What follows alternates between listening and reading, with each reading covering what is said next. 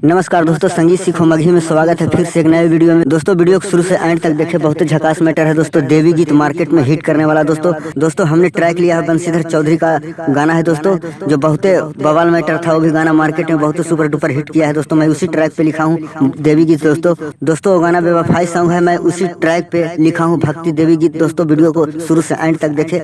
मंगिया में सजाई के लाला का से नूरावा भुलई हनाए जाई के सासुरवा गे जान। मंगिया में सजाई के लाला का से नूरावा भुलई हनाई जाई के सासुरवा गे जान।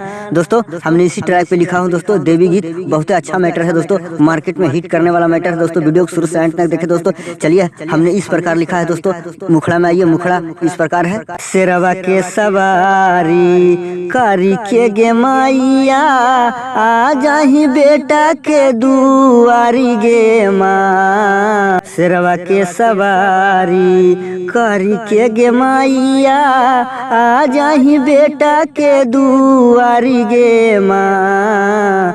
आसरा लगा के बैठल हऊ तोरा बेटावा मनमा के श्रद्धा पूरा दे गे माँ। आसरा लगा के बैठल हऊ तोरा बेटावा मनमा के श्रद्धा पूरा दे गे माँ। दोस्तों मुखड़ा कैसा लगा कमेंट्स में जरूर बताएं दोस्तों। अच्छा लगे तो वीडियो को लाइक और शेयर कमेंट्स करें दोस्तों। अगर जो भाई को पसंद है गाना दोस्तों तो आप गा सकते हैं इस गाने को दोस्तों फुल और फ्री दोस्तों। न्यू ट्रैक बनवाइएगा। न्यू ट्रैक बनवाने के लिए इसलिए बोल रहा हूँ कि दोस्तों कॉपीराइट आएगा दोस्तों। ये मार्केट में ट्रैक चल चुका है दोस्तों। अगर अच्छा से गाइएगा तो दोस्तों मार्केट में प्रेफरेंस जरूर मिलेगा दोस्तों। ट्रैक भी हाई स्केल है दोस्तों, अच्छा लगेगा, गाइएगा तो अच्छा लगेगा दोस्तों। आपको रियाज करने का एक नया तरीका बता देते हैं दोस्तों। वीडियो में से कॉपी पर लिख लेना है जिस ट्रैक पर ये गाना लिखा हुआ है, उस गाने को डाउनलोड करना है दोस्तों और उसके साथ रियाज करना है दोस्तों।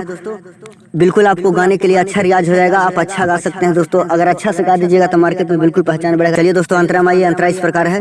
घर ही में कलसा मैया तोरा बैठाइबो, नवमी में 9 दिन पूजा पाठ हम कराबो। घर ही में कलसा मैया तोरा बैठाइबो, नवमी में 9 दिन पूजा पाठ हम कराबो। कलसा किनारे किनारे जो बारो पवाइबो, गंगा जी के पानिया से चरण पखार।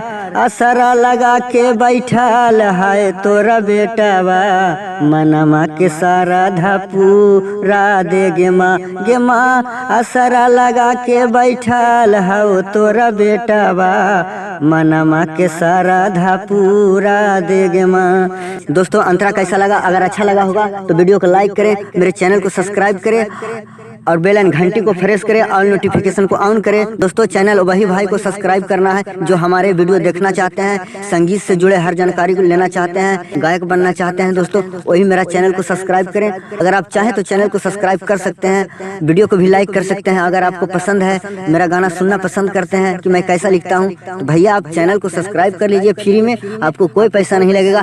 हर दिन मैं वीडियो 3 बजे अपलोड कर देता हूँ दोस्तों, अपलोड करके पब्लिश कर देता हूँ ताकि आप लोग देख सके, कुछ सीख सके। चलिए दोस्तों लास्ट अंतरा में आइए। लास्ट अंतरा में अच्छे मैटर है दोस्तों। अगर अच्छा से गाइएगा तो अच्छा परफॉर्मेंस मिलेगा, कोई टेंशन नहीं लेना है दोस्तों। न्यू ट्रैक बनवाना है, स्टूडियो में जाके गाना है दोस्तों। मैं इसी तरह रिलेटेड वीडियो लेकर आते रहता हूं दोस्तों। एकदम मेरे चैनल से आप लोग बने रहें, आपको फुल और फ्री गाना मिलते रहता है दोस्तों। ये लास्ट अंतरा में दोस्तों, लास्ट अंतरा में नाम डाल दिया हूँ दोस्तों। आप भी अपना नाम डाल के गा सकते हैं दोस्तों, कोई परेशानी नहीं है दोस्तों। लेकिन मेरा नाम इसमें रहने देना है दोस्तों। और जगह है दोस्तों, यहाँ आप अपना नाम डाल सकते हैं। चलिए स्टार्ट करते हैं। बुरा का बेटा मैया कर है गुहार माँ, हाथ जोड़ी पूजा करबो तोहरे चरण माँ। बुरबा का बेटा मैया कर है गुहार माँ, हाथ जोड़ी पूजा करबो तोहरे चरण माँ।